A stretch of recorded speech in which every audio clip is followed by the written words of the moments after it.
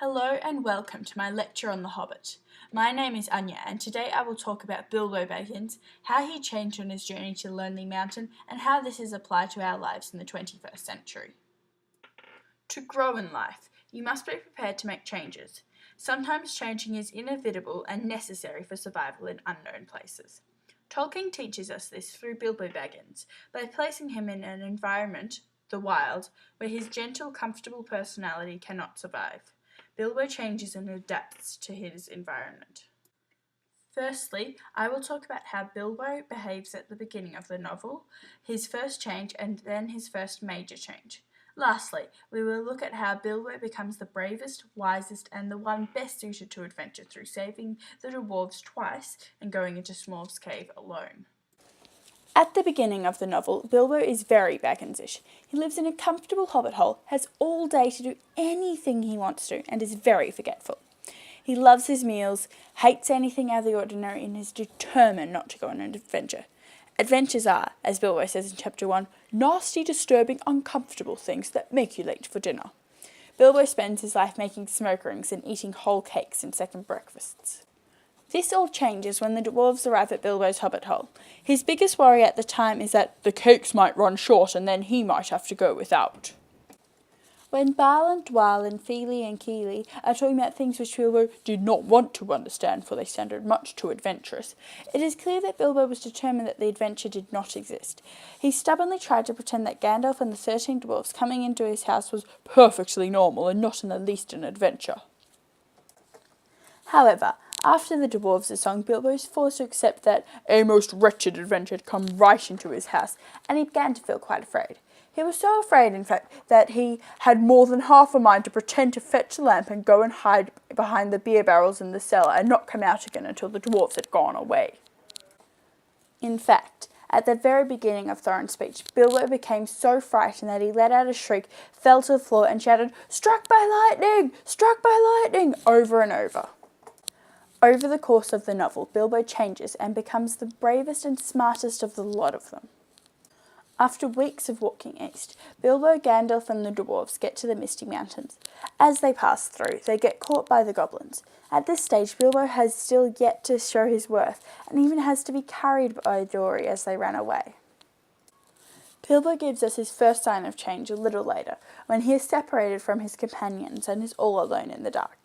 He tries to find comforts in his pipe and tobacco, but has no matches, or imagining cooking in his hobbit hole, but they both make him feel worse. Bilbo found a tookish-like comfort in his sword, when he found it on him. He is still yet to do anything with it, but the obvious comfort he got from it is amazing, considering what he was like a month or so prior. Had he still been plain Mr. Baggins of Bag End Underhill, he would have been fearful of a sword, but now he finds comfort in it. Bilbo's change had begun. Bilbo's biggest change happens while in Mirkwood. The dwarves and Bilbo had strayed off the path to try and find the elven feast. They had become separated, again, and caught by giant spiders. Bilbo was lucky enough to wake up in time to break free of this web. Within 2 sword swipes, the spider was dead. Tolkien tells us in Chapter 8 that somehow the killing of the giant spider all alone by himself in the dark without the help of the wizard or the dwarves or of anyone else made a great difference to Mr. Baggins. Tolkien uses this scene to tell us that had Bilbo not changed from a fussy and ordered hobbit to one that can fight and kill, he would not have survived. He is telling us as readers that the ability to adapt and change to our environments could become the difference between life and death, or more realistically, enjoyment and unenjoyment. Using his newfound bravery, Bilbo managed to save the dwarves twice. The first time was shortly after Bilbo killed the first spider. The 13 dwarves had been caught by the giant spiders the night before.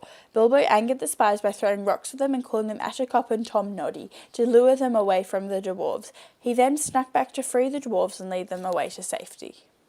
Shortly after this, they all find themselves at the mercy of the Elven King, although Bilbo manages to evade capture. Bilbo then becomes invisible for weeks on end to find out where each dwarf is being kept, and then he has to steal the keys to free them.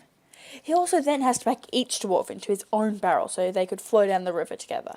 And on top of all this, Bilbo has to balance on top of a barrel himself. Both of these rescues put Bilbo in the opposite position from the beginning of the novel. Bilbo is now the saviour, not the one needing to be saved. He has come a long way, literally and figuratively, from his hobbit hole back at Bag End. After the 14 of them arrive at Lake Town safely, the dwarves and men quickly start celebrating Smaug's death, which has not happened yet, and great riches, which still do not exist. However, Bilbo was the only one who was not getting cocky or excited or hopeful. He had not forgotten the look of the mountain, nor the thought of the dragon. In this way, Bilbo proved to be the wisest of everyone, men, dwarves, and all. Bilbo also proves to be the bravest of the 14 adventurers. He goes into Smaug's cave, alone, and finds out his weak spot, risking being eaten or burnt alive whilst his friends stay safely outside. In conclusion, Bilbo took a literal and figurative journey from Bag End. He was flung into an environment very different from the one he was used to, and so adapted to it in order to survive. His major changes were when he killed the spider and saved his friends twice. By the end of the novel, Bilbo was also, ironically, the wisest and bravest of them all. We should all take a page out of Bilbo's book and learn to be resilient and adapt to change in our environment.